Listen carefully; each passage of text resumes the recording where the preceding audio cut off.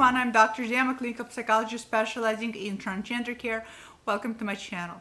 Today I want to share with you a metaphor that I'm hoping is going to really help you combat one of your biggest fears for those of you who are experiencing this fear, and that is the fear of how others are going to respond to you deciding to undergo a transition. This metaphor could also work for all of you who also have an internal fear in sense of being afraid whether you're going to pass, being afraid whether you're going to be able to make it, and so on and so forth.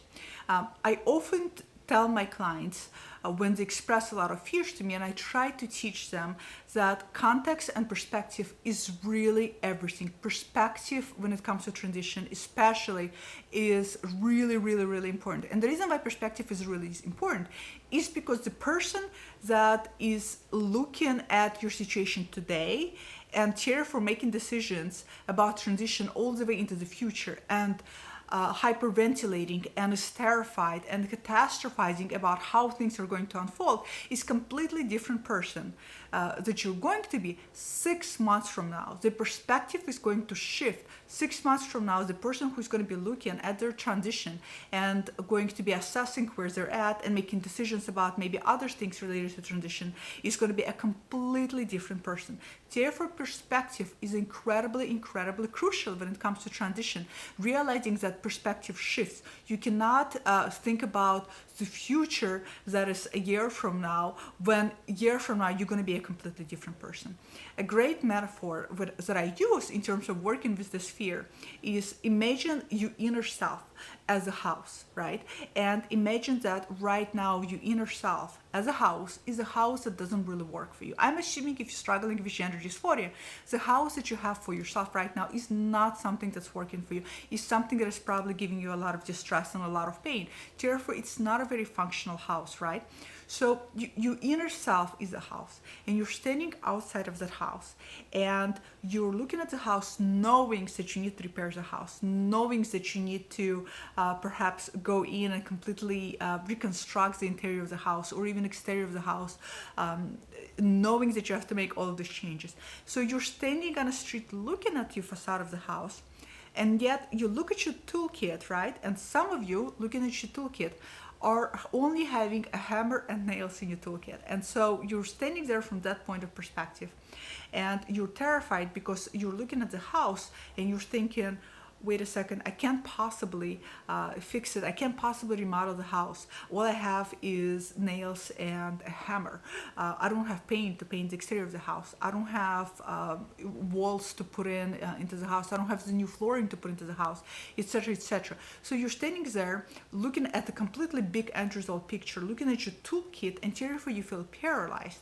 You're also thinking about how the rest of the people are going to think when they look at your house. You're thinking about, what if my neighbors are not going to like how the house is going to look? What are my neighbors going to say? What are these people going to say? Oh my God, this house doesn't measure up to the house next door.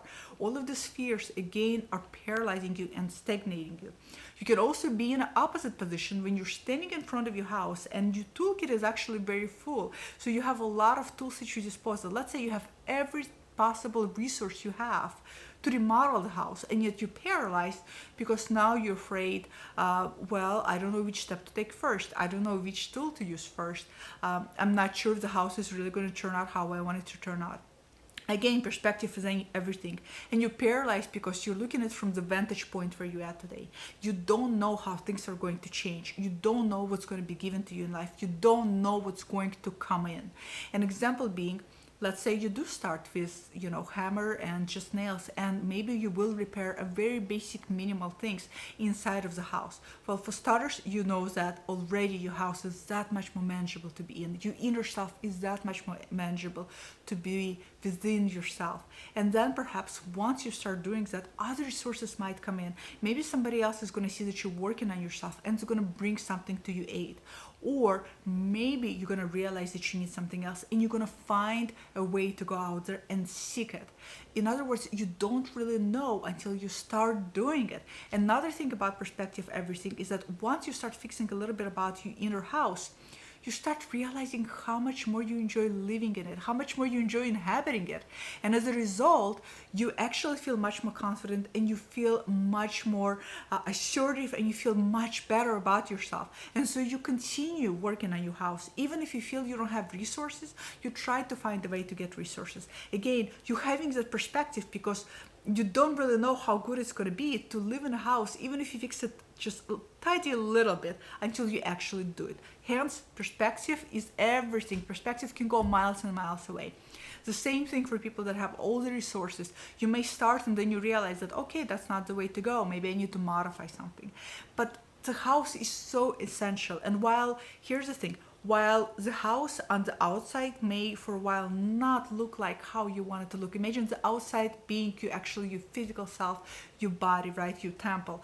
On the inside, the fact that you're doing something on the inside, you're gonna feel internally better. You're gonna feel so much more in touch with yourself. You're gonna feel so much more confident about yourself, and that's gonna go miles and miles away. You're also gonna start caring less about what others think about what it looks like on the outside, because you're gonna start to feel that internal peace within yourself.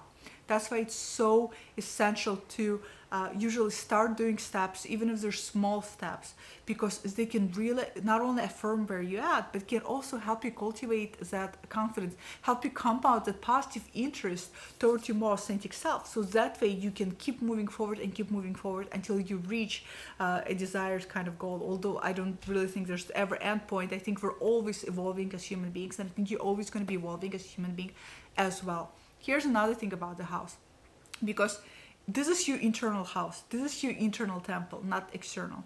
When you're working on the internal self, guess what? Nobody can ever foreclose on that house. Nobody can ever come and take that house away. In other words, all the work that you're going to put in toward your inner self, all the work you're going to cultivate to becoming much more closer authentic self, whatever that means for you, how far you want to take transition, or how far you even able to take transition due to circumstances, that's something for you internally. That growth is going to stay with you. That growth is going to benefit you for the rest of your life. And that's something nobody can foreclose on. That's something that nobody can come and take it away. That's why this work is so essential, because once you do it, it stays with you. Not only does it stay with you, it catapults you into other areas of your life where growth is really, really needed.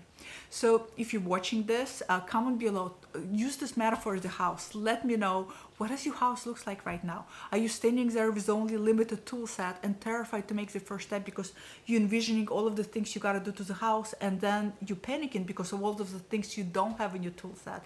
Is that what's happening to you? Or maybe you do have all the tools and you're looking at the house and you're terrified to make the first step. Or maybe you've been there already and you already remodeled your inner house. Tell me how that feels. Does it feel empowering? Does it feel liberating? Is that something that catapulted you into growth in other areas of your life? So comment below. I'd love to read your comments, and I'll see you guys all next time. Bye.